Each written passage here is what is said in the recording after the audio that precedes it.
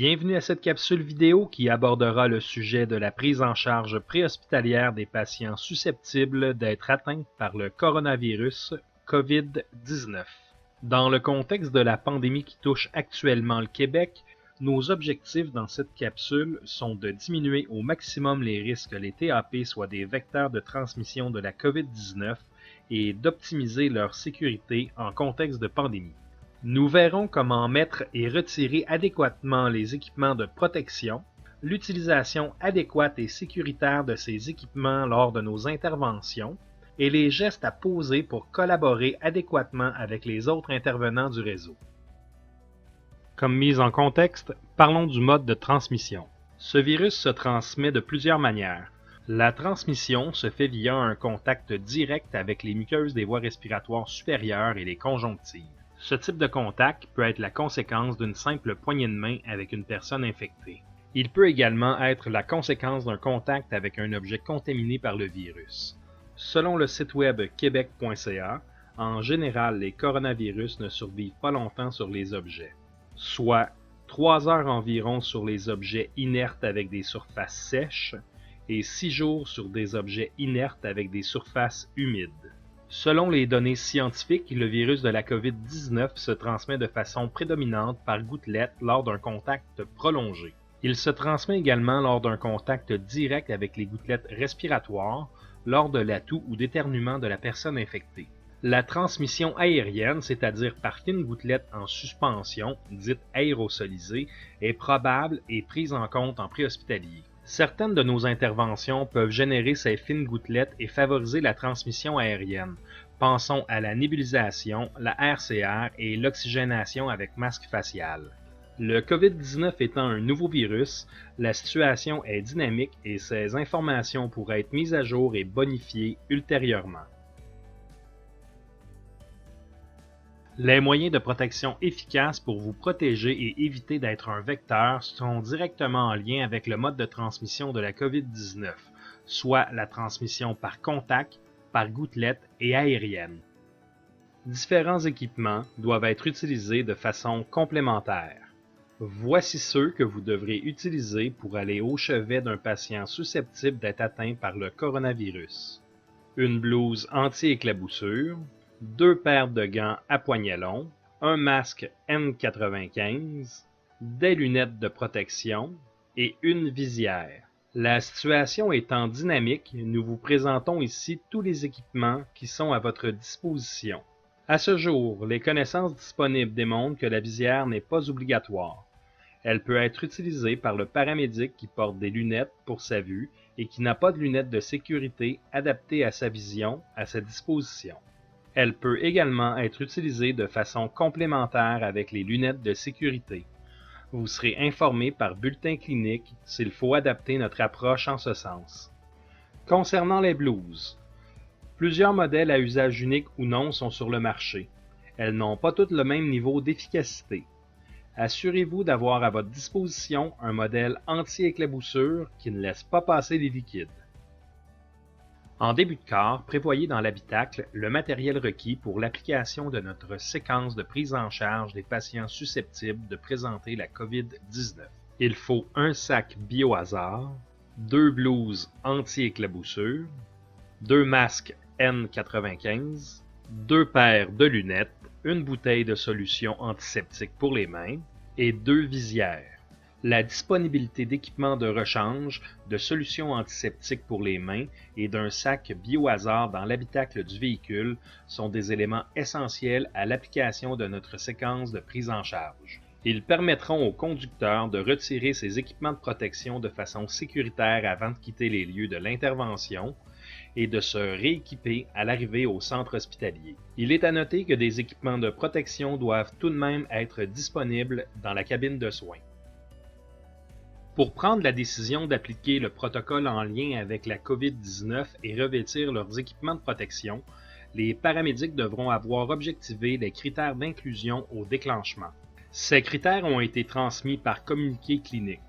Des mises à jour et des modifications sont à prévoir selon l'évolution de la pandémie.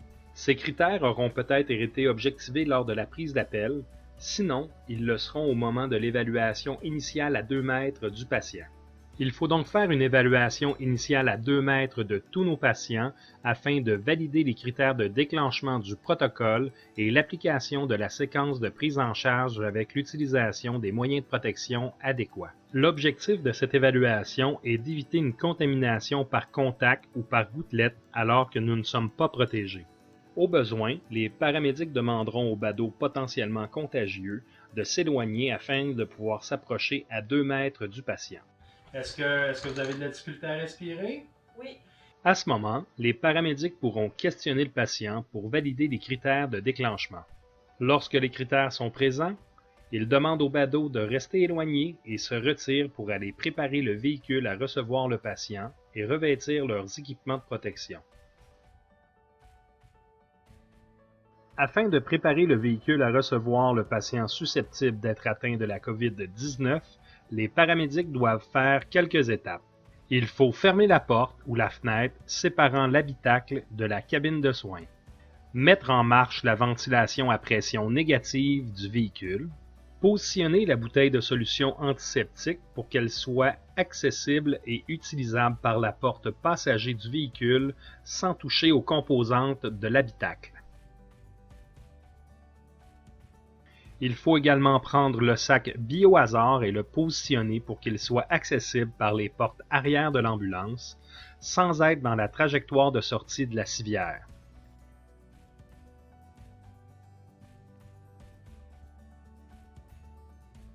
Ces étapes visent à avoir le matériel positionné stratégiquement afin que le conducteur puisse retirer ses équipements de protection sans se contaminer, en contaminant au minimum l'extérieur du véhicule et en préservant la porte conducteur non contaminée.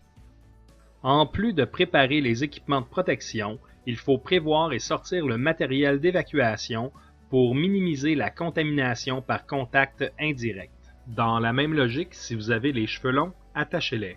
L'idéal est de vous faire un chignon. Retirez également tuque et casquette. Le moment est maintenant venu de revêtir les équipements de protection, mais revoyons d'abord les étapes de la préparation du véhicule. Il faut fermer la cloison entre l'habitacle et la cabine de soins, mettre en marche la ventilation de la cabine de soins, positionner la bouteille de solution antiseptique, positionner le sac Biohazard, prévoir et sortir le matériel d'évacuation. Sur les lieux de l'intervention, le moment venu de revêtir vos équipements de protection, utilisez l'inventaire de la cabine de soins. L'équipement dans l'habitacle servira plus tard. Commencez par enfiler une première paire de gants à poignets longs. Étendez les poignets du gant au maximum et passez-les par-dessus vos manches si vous portez une chemise à manches longues.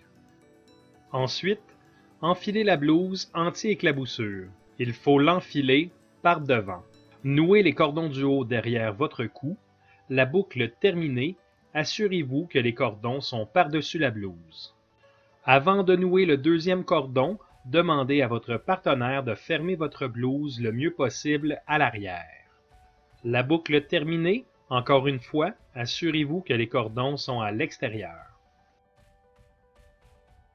Enfilez ensuite une deuxième paire de gants à poignets longs.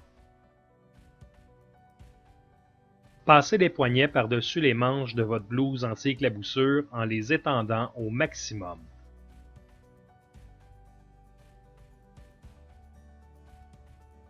Mettez maintenant votre masque N95. Assurez-vous qu'il s'agit du modèle avec lequel vous avez été testé. Passez les élastiques autour de votre main pour faciliter l'ouverture et la mise en place du masque. Appliquez le masque contre votre visage. Enfilez un premier élastique, celui du bas, et positionnez-le. Enfilez ensuite le second, remarquez leur position.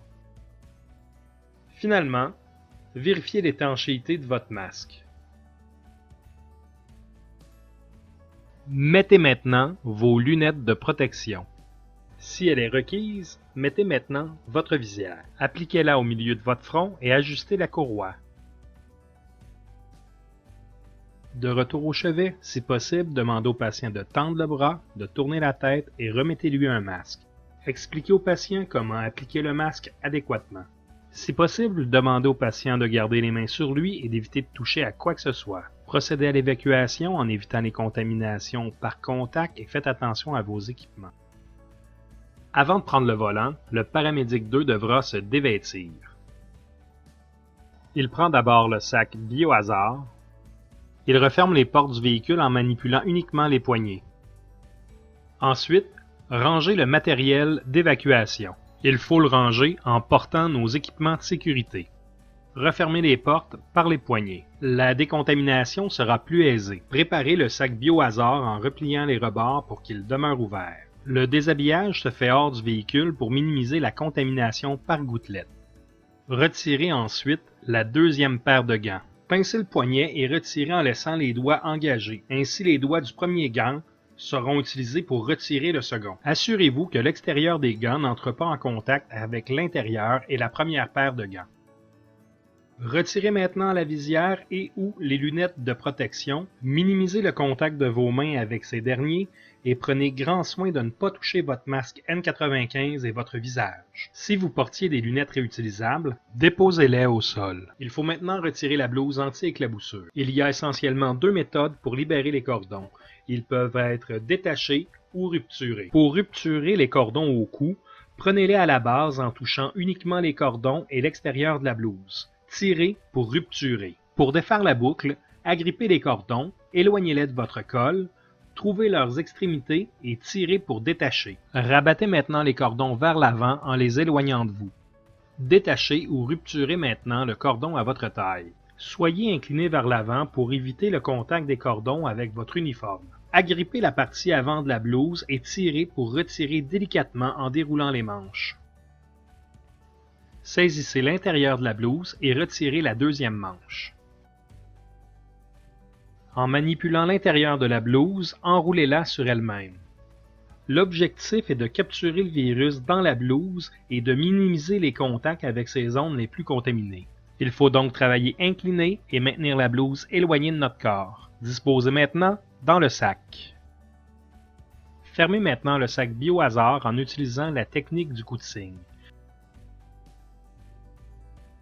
Rabattez les coins supérieurs du sac ensemble, torsadez sur lui-même en gardant toujours l'extrémité du sac éloignée de votre visage. Un coup de cygne est ainsi formé. Maintenant, vous pouvez faire un nœud, mais pas avant.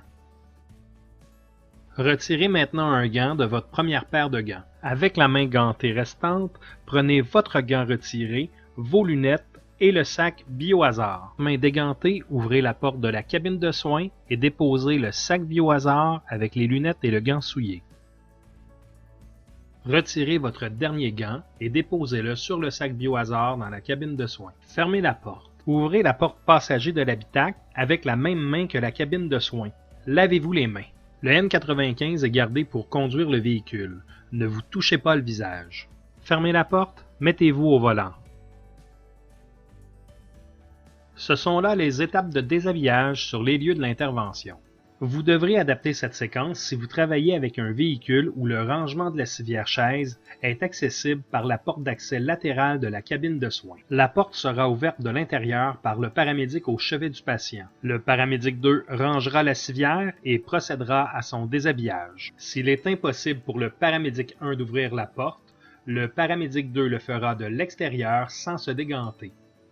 Par la suite, il ne faudra plus toucher à la poignée extérieure de cette porte. Après votre déshabillage, vous la refermerez par le haut.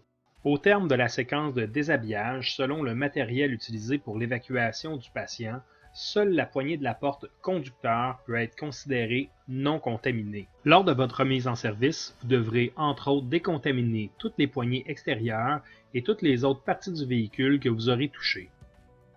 Au centre hospitalier, la séquence de déshabillage demeure la même, sauf qu'il faut y inclure le retrait du N95. Vous procéderez dans une aire dédiée établie par le centre hospitalier. Après le retrait du dernier gant, lavez-vous les mains et retirez le N95. Inclinez-vous vers l'avant, retirez d'abord l'élastique du bas, ensuite celui du haut. Ne touchez ni à votre visage ni au masque. Finalement, terminez par un lavage des mains. Afin de collaborer avec les autres intervenants du réseau, nous devons tout mettre en place pour ne pas être nous-mêmes des vecteurs et pour favoriser la cohésion et le travail d'équipe. Puisque la situation évolue rapidement, il faut nous assurer de posséder des informations justes et récentes. Il faut vérifier quotidiennement l'émission de nouveaux communiqués cliniques et les lire attentivement. Il faut faire une évaluation à 2 mètres de tous nos patients et soulignons encore une fois l'importance de se laver les mains très souvent. Les équipements de protection sont actuellement en grande demande.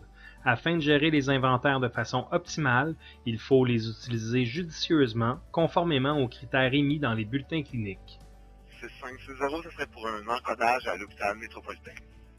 Il est primordial de faire un 10-10 chaque fois qu'un patient susceptible de présenter la COVID-19 est pris en charge par les paramédics. L'hôpital pourra mettre sous tension son équipe et préparer l'arrivée du patient. À l'arrivée au centre hospitalier, le conducteur ira aviser le personnel avant de revêtir ses équipements de protection et de procéder au débarquement du patient. C'est le moment de valider les procédures et de s'assurer de les respecter. Le travail d'équipe est essentiel. Les hôpitaux disposent de salles dédiées à ce type de patients. Elles sont parfois accessibles par l'extérieur, mais toujours positionnées stratégiquement. Le déshabillage est un moment à risque de contamination. Soyez méticuleux et disposez de façon appropriée du matériel pour ne pas contaminer les lieux. Toujours dans un esprit de collaboration et pour ne pas être un vecteur pour les collègues et la population, désinfectez le véhicule et avisez votre supérieur pour qu'un suivi puisse être fait. Actuellement, il est demandé de réserver les équipements de protection imperméables uniquement lors des situations avec présence de liquides biologiques tels que du sang et des vomissements. En résumé, ne sous-estimez pas les petits adversaires. Un lion se voit, pas un virus. C'est pour cette raison et parce qu'il est primordial de briser la chaîne de transmission que toutes ces mesures sont mises en place. C'est tout pour cette capsule vidéo. Nous espérons qu'elle vous permettra une approche sécuritaire optimale sur le terrain.